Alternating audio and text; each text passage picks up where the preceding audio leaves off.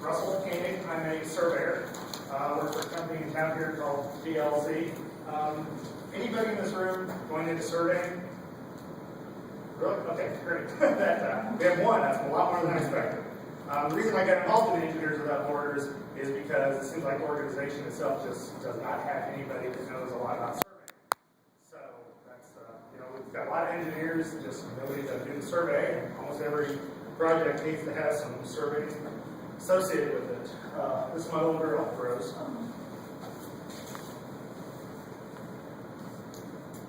So I'm going to be doing this presentation from my phone.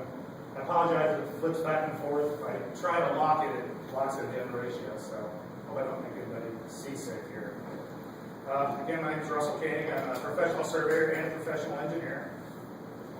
I did a poll around my office a couple weeks ago, and first of all, I asked people if you own a smartphone, if it's an Android, an iPhone, or something else, and if it's a company phone, a personal phone, or both. The results are shown up here. I'll try to zoom in a little bit. 83% of the people do own a smartphone. Of those 83%, 76 was an iPhone. That kind of surprised me. I mean, I figured a lot more people had smartphones, but I figured it'd be a little bit more evenly split. So all the apps I'm going to be demonstrating today are for the iPhone because that's what I have, that's what I'm most familiar with. But I'm sure that all these apps are kind of carryovers of the Android if that's what you have as well. This was based on 46 people in my company. So a little bit about me. I went to Ohio University, graduated in 2002. I've been worked for a couple of years in the field, and then I kind of moved into an office job. So I'm the guy that directs the field crews, tell them to go out and collect information.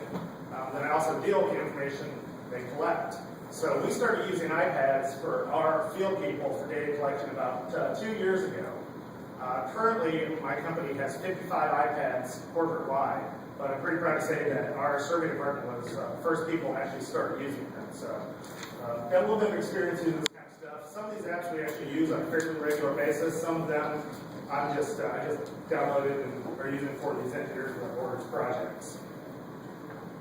So here are the topics we're going to be covering today. Like I said, these are all going to be demonstrated on the iPhone, but they should work pretty much just as well on the Android devices. So some people know, you'll be happy to know, is all the apps I'm demonstrating are free, except the $50 a month you have to pay and $200 you spend on your device. So the first one I'm going to talk about is a compass. I'm sure we're all familiar with compasses. The one thing I wanted to touch on a little bit is there's something called declination, which if you look at your compass, it has a needle that points towards magnetic north. Well, magnetic north is not the North Pole. It's a little bit offset. Depending on where you are or depending on where your project is, this may be something you need to consider. Again, that's called declination. Here's a map of the North America showing declination. This bold line going right through New Orleans is where magnetic north is the same thing as true north.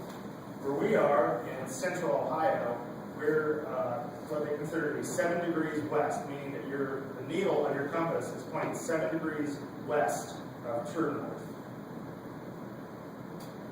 So now I'm going to do a demonstration on the compass.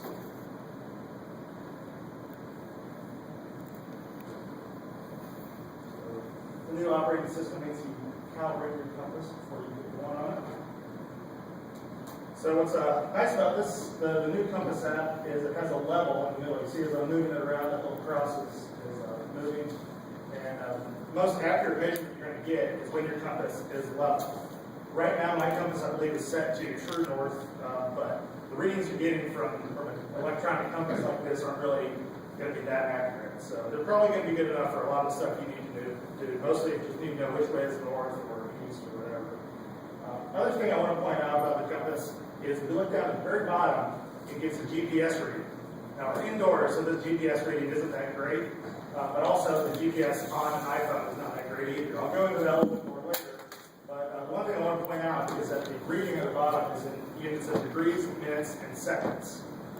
And they convert just like time. So there are 60 seconds in a minute, 60 minutes in a degree.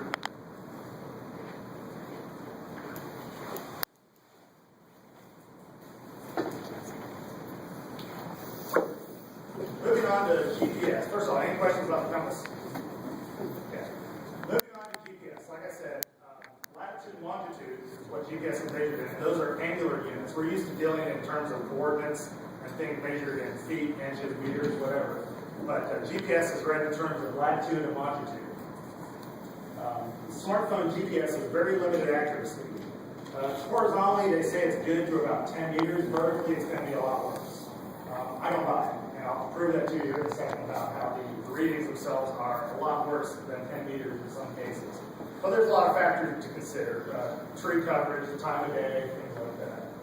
Higher accuracy GPS requires post-processing or real-time.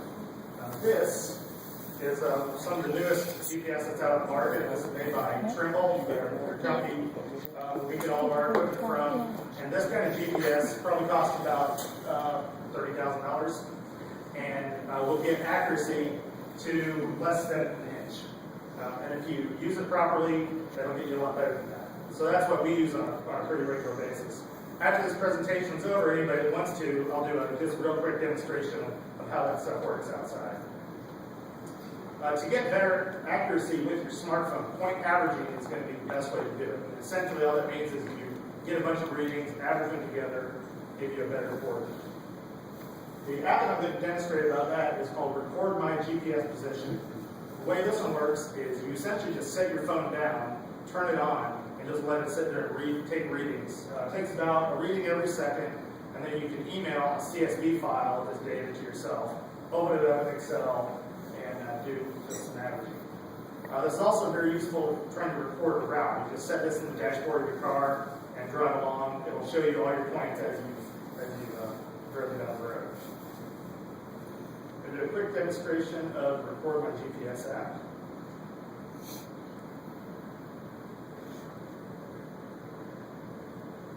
So I'm going to do is turn it on, and it starts to display my readings. So far, it's collected 6 entries, 7 entries, just move along there.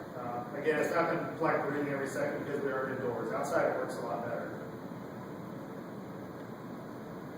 Take this information, email it to yourself.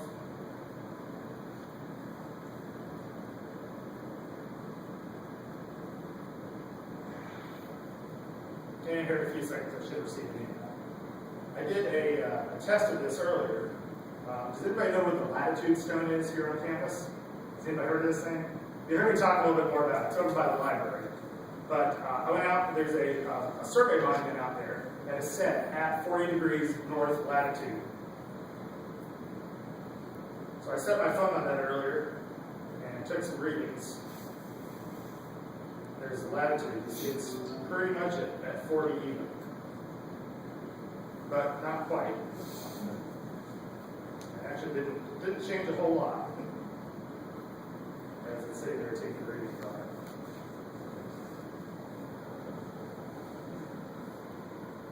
So this just creates a CSV file of all your readings.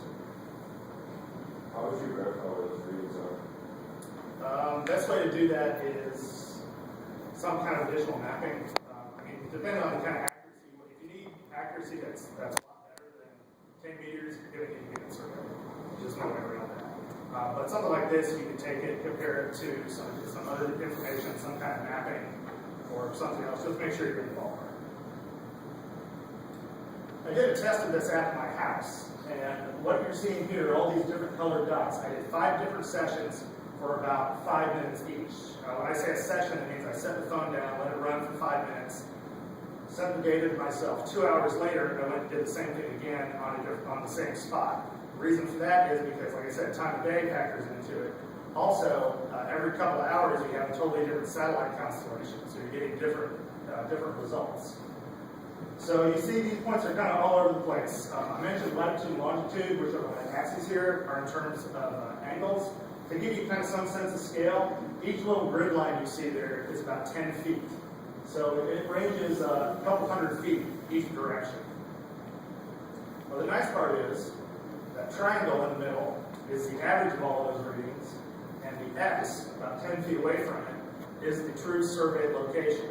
So point averaging will should get you within a few feet of what you're trying to accomplish. Before I move on to photos, any questions on GPS? Okay.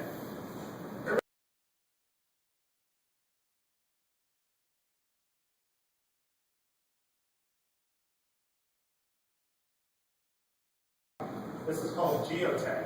So you might have seen this little warning about the camera would like to use your current location. If you ever wondered why it's asking you that, that's why, because it will geotag the photo. There's free software called Picasa, which is made by Google.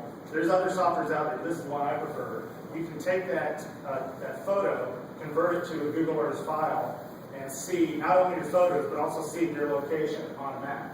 This is very useful for me when my field guys are out taking photos of things. The photos are great, but if I don't know what you're taking a picture of or where you are when you're taking that picture, it really doesn't help a whole lot. So when they go out with their iPads, take some photos, download it, create this Picasa file, and throw it into Google Earth. There's a demonstration of geotagged photos. I have to thank Julia for this. She took a photo earlier today, sent it to me, and had the GPS so I could take it and put it in Google Earth here.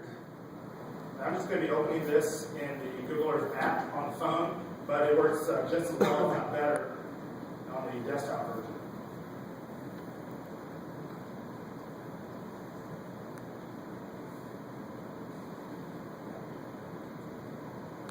You guys all use Google Earth, right? Or at least you're familiar with it. Good software. I probably use it every day.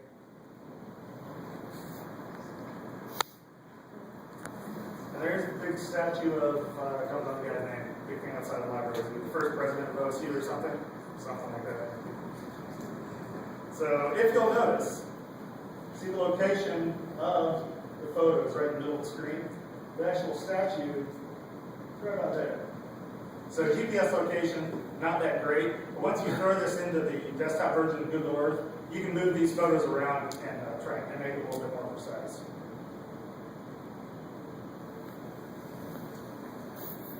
Any questions on geotag photos before I move on? Okay.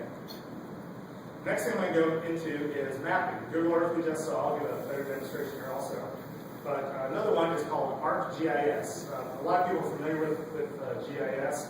What this allows you to do is create custom maps online through a free online account and view those maps on your mobile device. A demonstration. First with Google Earth. When I was sitting at my computer earlier today looking at Google Earth, I drew an ellipse around the oval and emailed a place mark for that to myself. This is something else I also use a lot with my field people if they're going to be doing some kind of stakeout, looking for property corners or something like that. I can create some points in AutoCAD, create a file for them, send it to them so they can see not only the points that they're looking for, but also they can see themselves on the screen. So as we zoom in, you should see a big green oval. Right there on the oval. A button in the bottom left corner. And you'll see our location. A little blue dot right there in the middle of Scott's lab.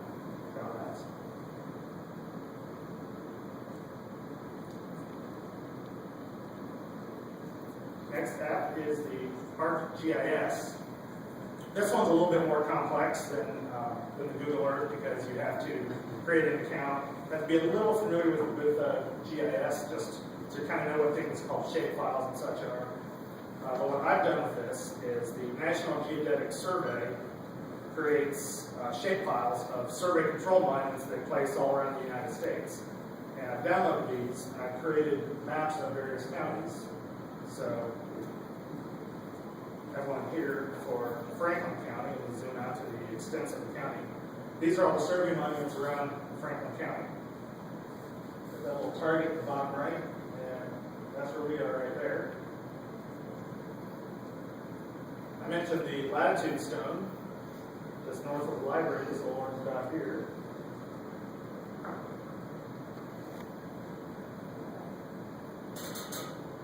Pull that information. Gives you data on the latitude stone reset. Latitude and longitude, see, it's not exactly 40, but it's pretty close. Another nice part about this is it has a hyperlink to the National Geodetic Survey website. goes a little bit faster if you're connected to Wi-Fi. But this pulls up the what's called a data sheet. So this gives me all the information about that particular survey line. So if I'm going to send my field guys out to some county, actually they were out in Indiana earlier today, and I have a map of the county they're in. They can pull up to see where they are and all the monuments around them. So this is the data sheet. It gives you the latitude and longitude of that monument there. See, it's 40 degrees, 0 minutes, 0.21893 seconds. So if I remember right, around here, a second is about 50 feet. So this may be 5 or 10 feet off of being directly on 40 latitude.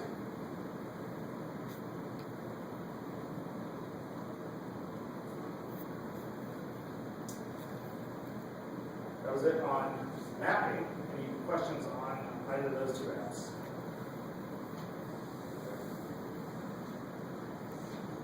I mentioned GIS, and I said I'm a surveyor. The big difference between surveying and GIS is surveying provides an accurate coordinate location of some specific feature.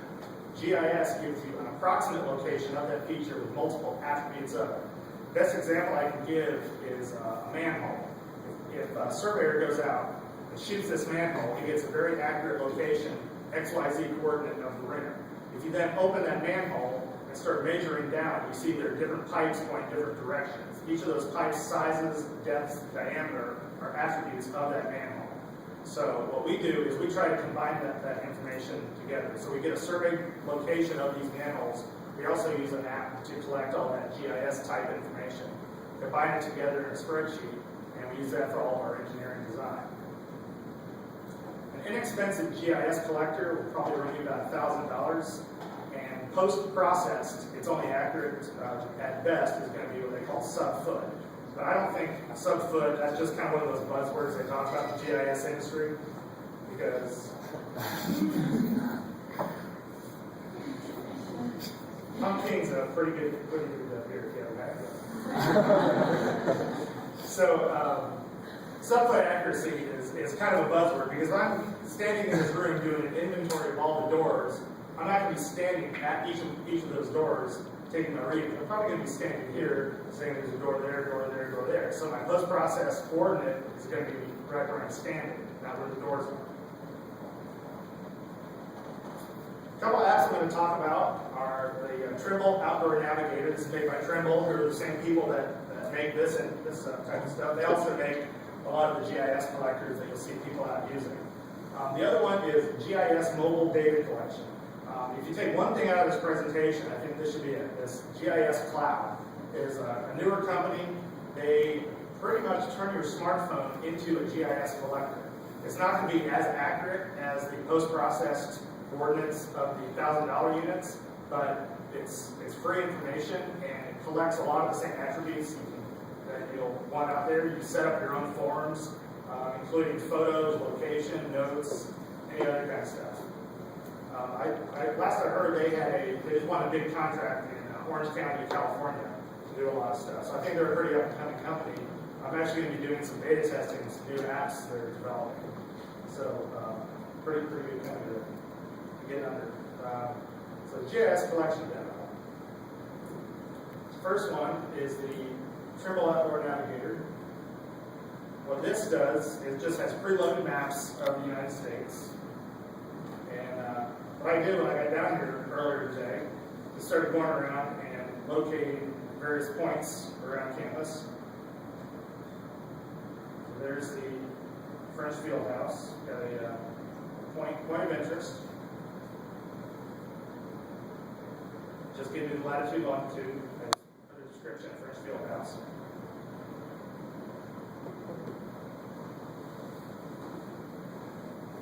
Down to the latitude stone here, like I said, just north of the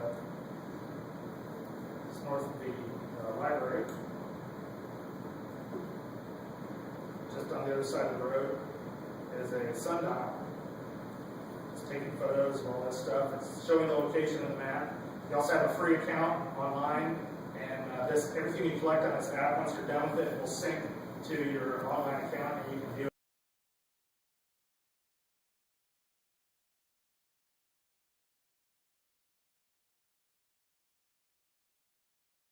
So what's nice about this app is you can create your own forms and decide what specific attributes you want to collect. So as a test of this app, I went around High Banks Metro Park and started logging various features. I wanted to know where all the benches are, where all the trail signs, tripping hazards, any kind of stuff like that. So I created a form that gave me a drop-down list of various attributes I wanted to collect. It's giving me a spot to create notes, take photos, do all this other kind of stuff. Once I'm done, you just sync this and it populates a map on your online account. So I don't know how well this shows up, but the slide here is the map that I was collecting. You see, this is High Banks, and I've got just walking around, just taking various points. This is from the online account. Well, one of the photos that I took. So this is going to be a pretty useful app for a lot of projects. I know the Engineers That Works professional chapter did a project in El Salvador, started I believe in 2009.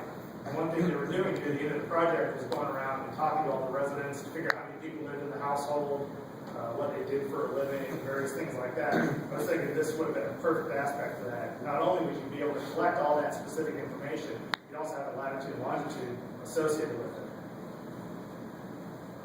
Any questions on the GIS before I move on? Okay. Now we're getting into kind of the fun stuff. These are just some of the silly little things that may or may not come in handy someday. Field measurements. You can use your phone to actually get measurements. Now it's very rough. Remember, this iPhone, not the same thing as this, or this. So the theories behind the apps are very good, but the actual measurements they take aren't that great to get truly accurate measurements. I'm going to come around the other side of the table here to demonstrate these.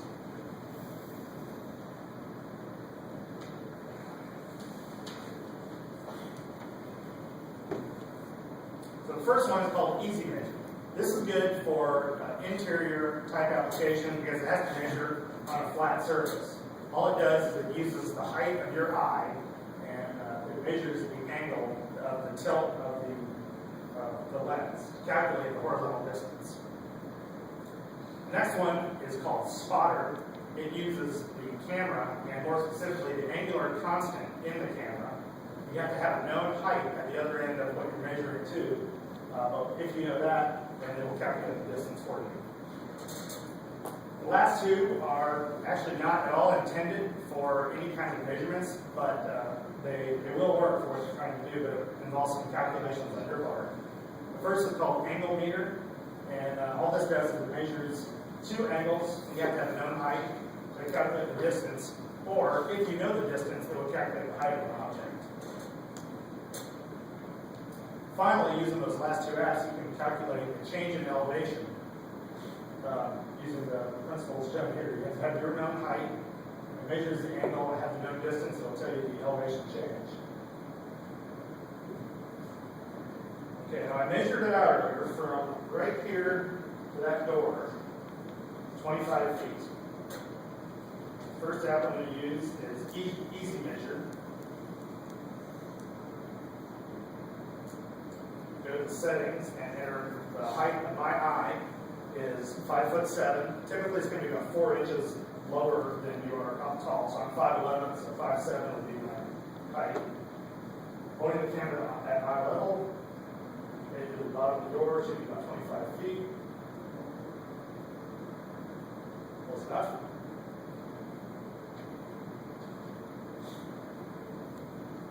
I measured the height of that door frame earlier. That's 8 feet. So I'm going to enter, this is the Spotter app. This is one we have to have a known height. So I'm going to enter a height of 8 feet. Using the camera, sight on the door. Remember, this uses the angular constant of your camera. 23 foot 3 inches. Still pretty close. I need somebody to write some numbers down. Any volunteers or ready to draft something? We got it. First, I'm going to use to measure these angles. Again, I'm just going to just right to the door. The angle to the bottom of the door. Call it. I'm looking at the bottom left on the screen here. Call it 87 point. Let's call it 88. That's the angle at the bottom of the door. Angle at the top, we'll say is 106.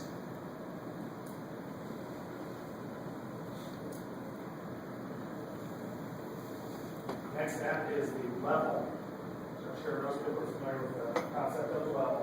It says a bubble. What you can do, sight down your phone as if it's an instrument, survey instrument, and we'll call that, what's that say, about 13? We'll call that 13 degrees to the bottom, and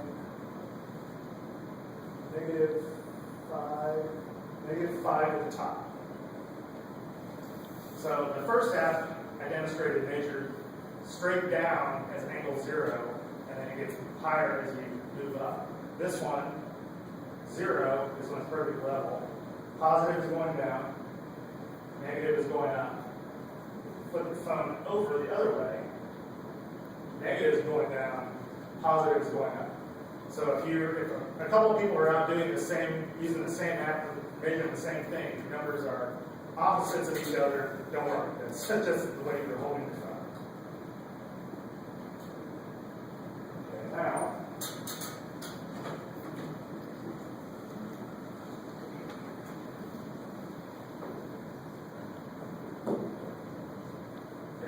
these are the, you could do all this math by hand, but I've set up a spreadsheet to do this. Unfortunately, I don't have it on my phone.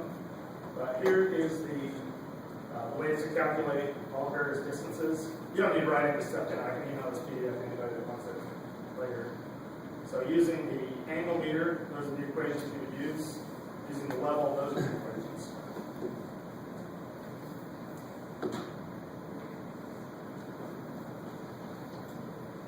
Okay, so what was my angle to the bottom on the first 88? Okay, and at the top? 106.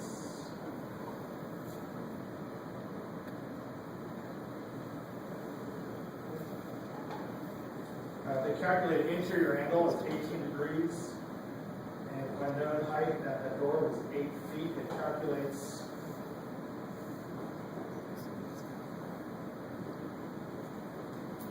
my distance to be 24.9 feet. And again, we were looking for 25. I'm also going to enter my eye height, which would be 5'7". It's telling me that the change in elevation from my from my feet to that door, it changes by 4.7 feet. It's flat. It should be a change of 0. Okay, the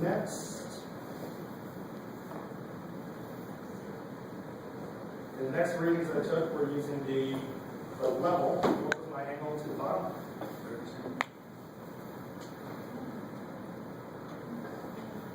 13, and the top, -5.0. Again, that calculates an interior angle of 18 degrees. The height of that door is 8 feet. That calculates the distance to be 25.1 feet. So, pretty close. The reason I have 2 apps for that is because if you have a total blunder on one of them, using the other app will check that for you. Now, entering my same eye height, the change in elevation from here to there, it says is 0.2 feet. So, the first app is very good for distance, not good for change in elevation. The key in using that app is the interior angle. You're measuring to the bottom and the top. If you get good measurements on that, you have a good height of your object, you're going to walk away with